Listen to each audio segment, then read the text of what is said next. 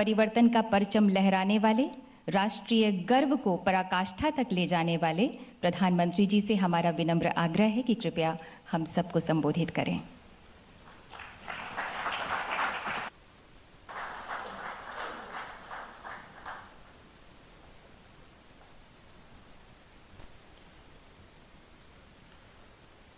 मंत्रिपरिषद के मेरे सहयोगी श्रीमती सुषमा जी,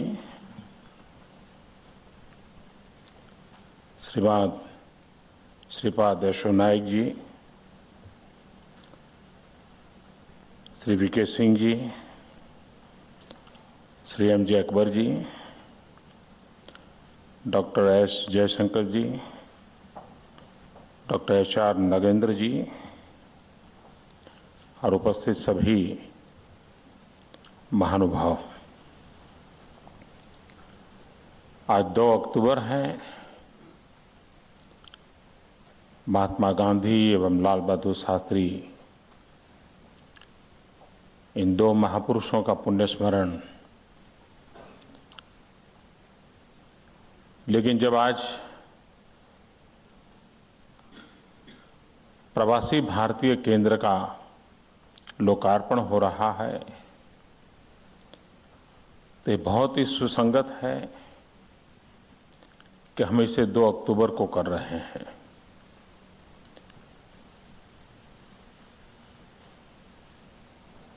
महात्मा गांधी हिंदुस्तान छोड़ के चले गए थे, लेकिन ये देश की पुकार उन्हें वापस ले आई और विश्व में पहुंचे हुए किसी भी हिंदुस्तानी के लिए इस घटना से बड़ी कोई प्रेरणा नहीं हो सकती है।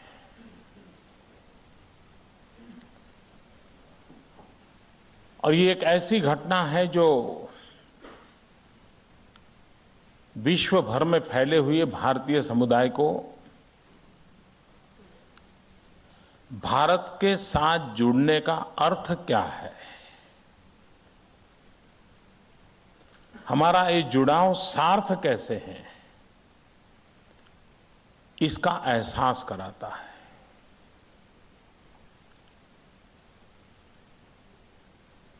सालों तक हम देखते आए, एक ही शब्द सुनते आए कि हमारे लोग पढ़ लिख करके तैयार होते हैं, विदेशों में चले जाते हैं और ब्रेन ड्रेन ये शब्द हम सुनते आए हैं। लेकिन विश्व भर में फैले हुए भारतीय समुदाय को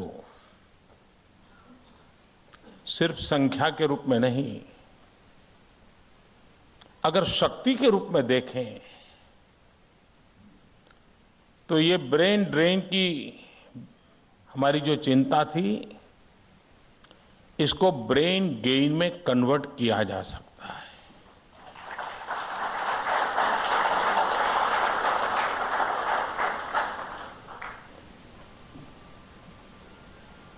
नदी में पानी बहुत बहता रहता है, लेकिन कोई स्थपति डैम बना दे, ऊर्जा उत्पादन कर दे, तो वही पानी एक नई शक्ति का स्रोत बन जाता है। विश्व में फैले हुए भारतीय समुदाय में भी सामर्थ्य तो है, कोई ऐसे स्थपति की जरूरत है जो उस ऊर्जा को कन्वर्ट करके राष्ट्र में उजाला फैलाने के लिए काम ला सके।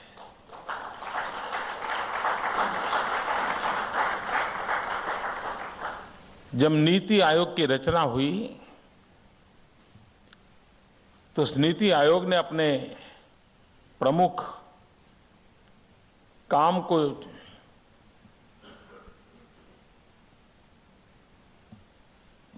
लिखा है। उसमें उसने एक स्थान पे, और शायद भारत के अनेक डॉक्यूमेंट में ये पहला डॉक्यूमेंट ऐसा होगा कि जिसमें प्रवासी भारतीयों के सामर्थ्य को स्वीकारा गया है और प्रवासी भारतीय को विश्व भर में करीब 2.25 करोड़ लोग या तो मूल भारतीय हैं या तो प्रवासी भारतीय हैं, और दुनिया के करीब 150 से ज्यादा देशों में, और कभी कभी तो हमारा मिशन पहुंचा हो न पहुंचा हो, कोई न कोई प्रवासी भारतीय जरूर पहुंचा है।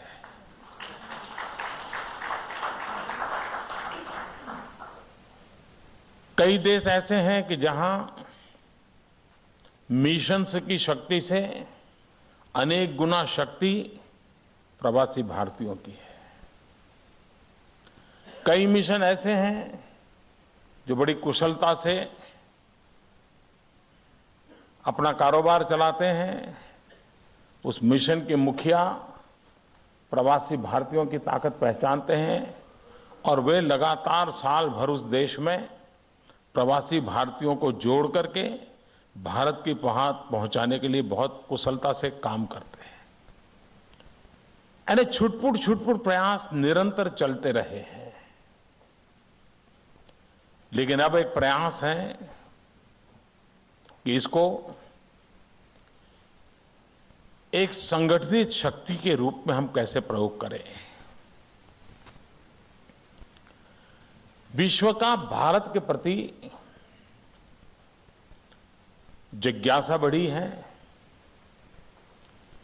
विश्व का भारत के प्रति आकर्षण बढ़ा है।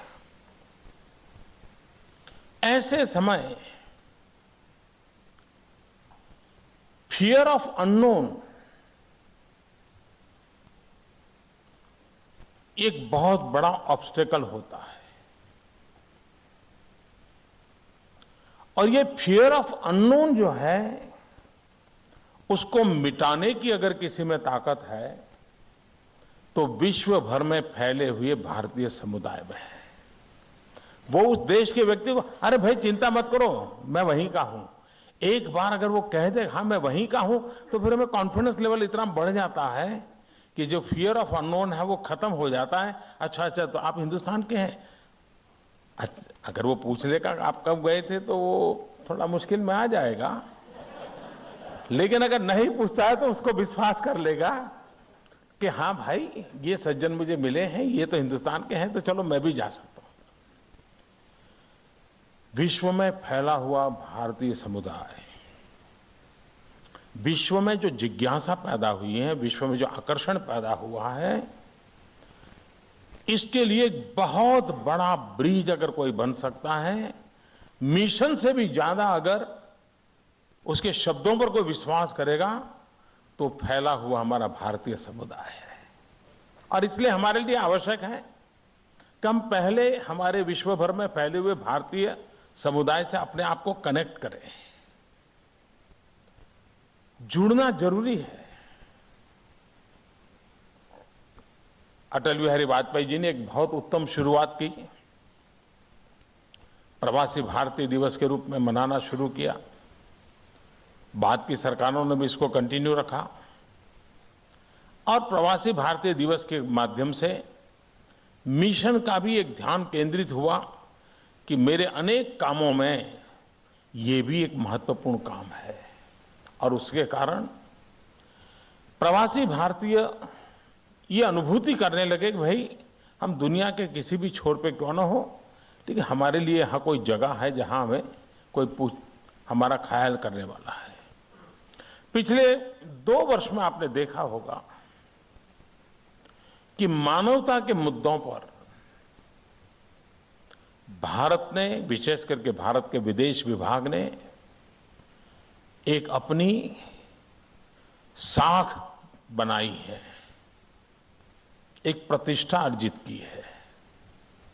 दुनिया के किसी देश में 20-25 देश के लोग फंसे होंगे, उसमें भारतीय समुदाय के लोग होंगे।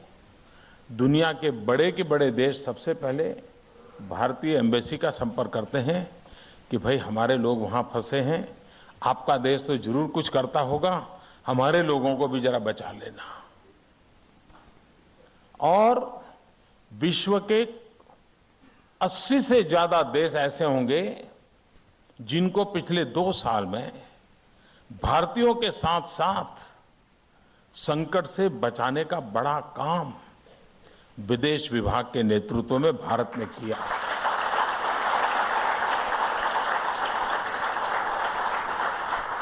नेपाल में भूकंप आया। उस भूकंप के बाद हम अपने भारतीय भाइयों की चिंता कर सकते थे, लेकिन हमने ऐसा नहीं किया। हमने मानवता के आधार पर जिसकी मदद कर सकते हैं उन सबकी मदद पहुंचाई। संकट शायद यमन का हो, संकट शायद मालदीव का हो, मानवता ये हमारा सेंट्रल इंस्पिरेशन रहा और उसी के आधार पर जिन बातों के लिए कभी दुनिया के कुछ ही देशों की जागीर मानी जाती थी, आज भारत को भी मानवता के मुद्दों पर एक प्रमुख कंट्रीब्यूटर के रूप में विश्व को स्वीकार करना पड़ा है। और वो हमारे शब्दों से नहीं, सिर्फ हमारे महान भव्य सांस्कृतिक विरासत से नहीं, सिर्फ हमारे भव्य इतिहास से नहीं, हमारी वर्तमान की घटनाओं से ये संभव हुआ है। वो तो था ही था, लेकिन घटनाओं ने भारत सरकार के वर्तमान के व्यवहार के कारण ये बात लोगों के गले उतर गई। आप कल्पना कर सकते हैं, प्रथम विश्व युद्ध, द्वितीय विश्व युद्ध, यह देश कभी जमीन का भूखा नहीं रहा है। इस देश ने कभी भी दुनिया में कहीं आक्रमण नहीं किया है, लेकिन इसके बावजूद भी किसी और के लिए 1.5 लाख से ज्यादा हमारे जवान प्रथम और द्वितीय विश्व युद्ध में शहीद हो गए। 1.5 लाख संख्या कम नहीं होती है जी। लेकिन हम भारतीय उन शहीदों के साथ जुड़ करके विश्व को हमारे इतने बड़े बलिदान का एहसास नहीं करा पाए। और इन दिनों जब मैं भी दुनिया में जाता हूं तो मैं ये बात, अगर वहां कहीं छोटा सा भी स्मारक है तो बड़े आग्रह से चला जाता हूं। विश्व इस बात को स्वीकार करे कि हम वो लोग हैं जो किसी के लिए मरते हैं, हम वो लोग हैं जो किसी के लिए बलिदान देते हैं। हमारी ये महान परंपरा है, ये हमारी उज्जवल गाथा है, और ये हमारी जो ताकत है, इसका एहसास दुनिया को मानवता से लेकर के सामर्थ्य तक कराते रहना, ये हम लोगों की जिम्मेवारी है। आने वाले दिनों में भी विश्व जिस रूप से भारत को अब देख रहा है, भारत से अपेक्षा कर रहा है, उसमें बहुत बड़ी भूमिका विश्व भर में फैले हुए हमारा भारतीय समुदाय कर सकता है। हमारा भारतीय समुदाय दुनिया के देशों में जाकर के राजनीति नहीं करता है, वो सत्ता हथियाने के खेल में नहीं जुड़ता है। वे वहां रह करके समाज की भलाई के लिए क्या काम हो सकता है उसकी चिंता करता है। दुनिया के किसी भी देश में जाइए, अगर 100 साल से भारतीय समुदाय रह रहा है या 50 साल से रह रहा है या 20 साल से उनके पड़ोस में रह रहा है, कहीं से भी भारतीय समुदाय का वहां रहने से वहां के समुदाय को कभी भी कोई दिक्कत नहीं होती। इतना आसानी से वो उसमें घुल मिल जाता है, अपने उसूलों को बनाए रखता है, लेकिन उन सबको अपनापन महसूस होता है। और यही तो हमारे संस्कारों का परिणाम है, हमारी सांस्कृतिक विरासत है कि हमारा व्यक्ति कहीं जाकर के पानी रे पानी तेरा रंग कैसा, जैसे मिल जाते हैं वैसे ही हमारे लोग घुल मिल जाते हैं। और उसको वो उस अपनेपन के कारण हमारी एक ताकत बन जाती है। ये भारतीय समुदाय की विशेषता है। हिंदुस्तान के पास टूरिज्म के डेवलपमेंट के लिए बहुत संभावनाएं हैं। विश्व में सबसे तेज गति से ग्रो करने वाला व्यवसाय है tourism. Trillions of trillion dollar का कारोबार है। अब दुनिया के कुछ देशों में जाइए, आपको एंटरटेनमेंट के लिए बहुत कुछ मिलेगा, लेकिन मानव इतिहास की महान विरासतें देखनी है तो हिंदुस्तान जैसे ही कुछ देश हैं जहां लोगों को आकर्षण हो सकता है। हम उसको कितनी बढ़िया होटल देंगे कि हम उसको कितना बढ़िया हमारा आर्किटेक्चर दिखाएंगे। विश्व के सामने अगर हम भारत के पास विश्व को परोसने के लिए टूरिज्म की दृष्टि से जो विरासत है, दुनिया के कई देशों में जाइए, पूछिए भाई कोई पुरानी चीज तो कोई 200 साल पुरानी बताएगा, कोई 400 साल पुरानी बताएगा। हमारे यहाँ कोई आएगा तो हम 5000 साल से शुरू करेंगे।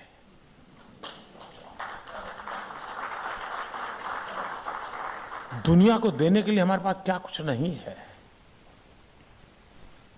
प्रवासी भारतीय दिवस के द्वारा इस कॉन्फिडेंस के साथ अब इसको काम को कर सकते हैं, हम करना चाहते हैं।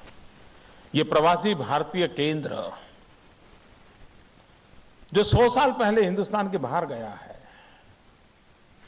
उसको इतना पता है कि भाई मेरा रंग, मेरा ब्लड इस देश से जुड़ा हुआ है, लेकिन यहां आने के बाद उसको पूछने वाला कोई नहीं, तुम कौन हो, न घर का पता है, न गांव का पता है, कुछ नहीं। ये उसको लगेगा हाँ चलो मुझे एक घर मिल गया, मैं जाकर के मेरा बिस्तर लेकर रख करके पूछताछ कर करके अपनी जगह बना पाऊंगा। ये 3.25 करोड़ विश्व में फैले हुए लोगों का एक ऐसा केंद्र बना है कि वो जो निकल पड़े, सिर्फ वेबसाइट पे देखा होगा, वो आकर के इसे यहाँ कोई तो मिल जाएगा, अपनेपन से बात करेगा, आइए भैया, अच्छा मूल बिहार के थे, जाना है, ठीक है, देखिए ऐसे ऐसे जाया जाता है। अच्छा आपका ये गांव था, देखिए कोशिश करते हैं अगर मिल जाता है कोई आपका रिश्तेदार तो। ये एक बहुत बड़ी डेडिकेटेड व्यवस्था मुझे विश्वास है विश्व भर में फैले हुए प्रवासी भारतीयों के लिए बहुत ही उपकारक होगी। मुझे बताया गया करीब 60-70 के देशों में प्रवासी भारतीय नागरिक इस कार्यक्रम को देख रहे हैं, उनको सुन रहे हैं टेक्नोलॉजी के माध्यम से। आज यहाँ एक और दूसरा भी ओकेजन हुआ। भारत के प्रति जिज्ञासा कितनी बड़ी है उसका सबसे बड़ा उदाहरण योग। पूरा विश्व योगा के उत्सव को मनाने के लिए जिस प्रकार से इनिशिएटिव ले रहा है, दुनिया की सरकारें, दुनिया के राष्ट्र नेता सब लोग जुड़ रहे हैं। योग के प्रति एक श्रद्धा का भाव बन चुका है। मानसिक तनाव से गुजर रहे हुए, आपाधापी से गुजर रहे समाज को अगर भीतर से शांति देने की ताकत किसी में है तो भारत में विकसित हुई एक व्यवस्था है जिसमें शरीर, मन, बुद्धि सबको जोड़ने का सामर्थ्य है। 21 जून को जब अंतर्राष्ट्रीय योगा दिवस मनाया गया, उस समय मैंने देश भर में योग के साथ जुड़े हुए लोगों से एक आह्वान किया था, खास करके भारत के नागरिकों के लिए, कि योग प्रचारित हो, अच्छी बात है, योग का आभामंडल का विस्तार होता जाए, खुशी की बात है, लेकिन योग अगर रोग मिटाता है तो सामान्य मानवी के लिए बहुत उपकारक होगा। और इसलिए मैंने योग के जो जानकार लोग हैं उनसे आग्रह किया था कि भारत में तेज गति से डायबिटीज बढ़ रहा है और हर उम्र में डायबिटीज नजर आ रहा है, और डायबिटीज एक ऐसी व्यवस्था है कि वो बाकी सब बीमारियों को निमंत्रण देती है, वो सबसे बड़ा होस्ट है, हर एक को वो स्वीकार कर लेता है।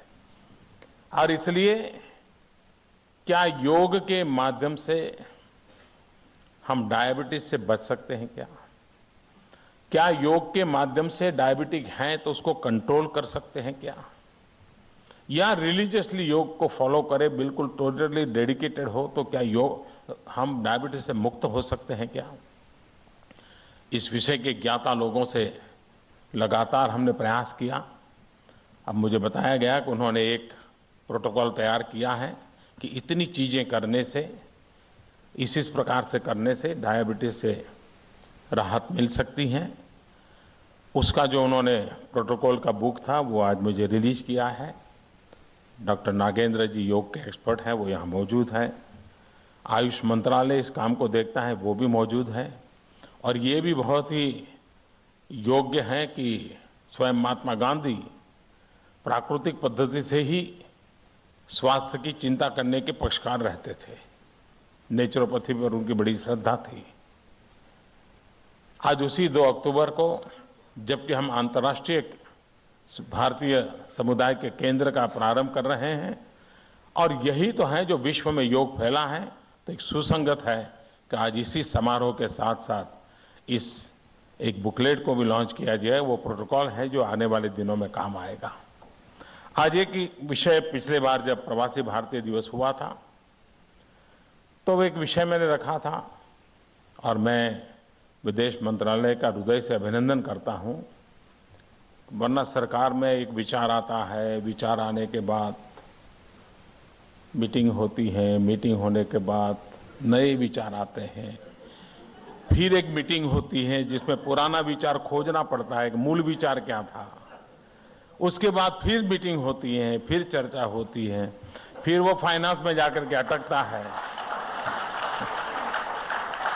सरकार ऐसे चलती है, सब जानते हैं। लेकिन विदेश विभाग ने 9 महीने के भीतर भीतर इतने बड़े काम को अंजाम दिया, और वो था क्विज कंपटीशन। विश्व भर के समुदाय को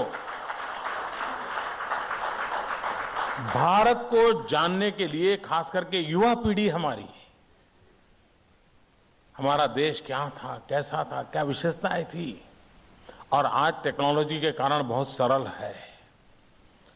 ऑनलाइन क्विज कंपटीशन में भारत की जानकारी देने वाले हजारों सवाल जवाब मौजूद है, और दुनिया के कई देशों ने, वहां के नौजवानों ने ऑनलाइन आकर के कंपटीशन में हिस्सा लिया, और कल्पना बाहर का अच्छा परिणाम दिखाया उन्होंने। कभी कभी हिंदुस्तान के बच्चे को भी बारीकी से पूछोगे आप ताजमहल के विषय में तो शायद नहीं बता पाएगा। ये बाहर रहने वाले बच्चों ने खोज करके तैयार किया, और वो बता पा रहे हैं। एक ऐसा आंदोलन शुरू हुआ है ऑनलाइन, जो आने वाले दिनों में विश्व भर में फैले हुए भारतीयों को भारत की हर जानकारियों को वो पाएगा। ये जानकारियां सिर्फ ज्ञानवर्धन नहीं है, सिर्फ उसकी भारत के प्रति लगाव बढ़ाएगा ऐसा नहीं। वो जानकारियां हैं, जब वो जिस स्कूल में जाता होगा, कॉलेज में जाता होगा, अपने दोस्तों के साथ बैठता होगा, उसको शेयर करेगा। अब मालूम है हिंदुस्तान में ऐसा है, मालूम है हिंदुस्तान में मैंने ऐसा पढ़ा है, आपको मालूम है हिंदुस्तान में ऐसी घटना घटी थी। तो उसके साथियों को भी ये टूरिज्म का बी बो देगा। ये क्विज कंपटीशन एक भविष्य के सक्सेसफुल टूरिज्म के लिए बीज बोने का काम करेगा।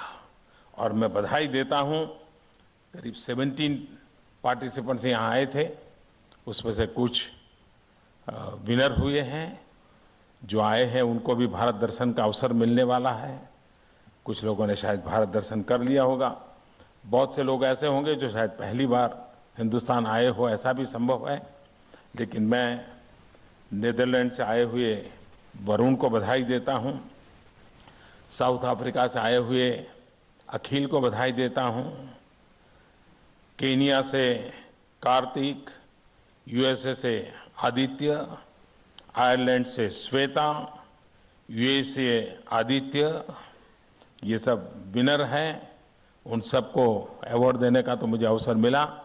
लेकिन मैं फिर से एक बार, आपने जो उत्साह दिखाया, लेकिन मैं आपसे अपेक्षा करूंगा, पूरे दुनिया से करीब 5000 से ज़्यादा लोगों ने इसमें हिस्सा लिया, लेकिन मैं उन 5000 लोगों से अपेक्षा करूंगा कि इस बात को आगे बढ़ाना आपका काम है।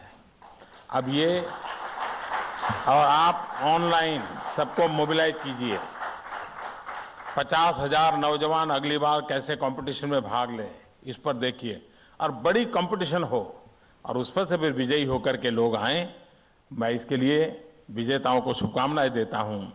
विदेश विभाग को इस काम को इतने कम समय में सफलतापूर्वक करने के लिए बहुत बहुत बधाई देता हूं, और विश्व भर में फैले हुए भारतीय समुदाय को आज 2 अक्टूबर को महात्मा गांधी की जन्म जयंती पर एक बहुत उत्तम नजराना एक प्रवासी महात्मा गांधी आपको दिया है। ये केंद्र आपका है, आपका आशियाना है।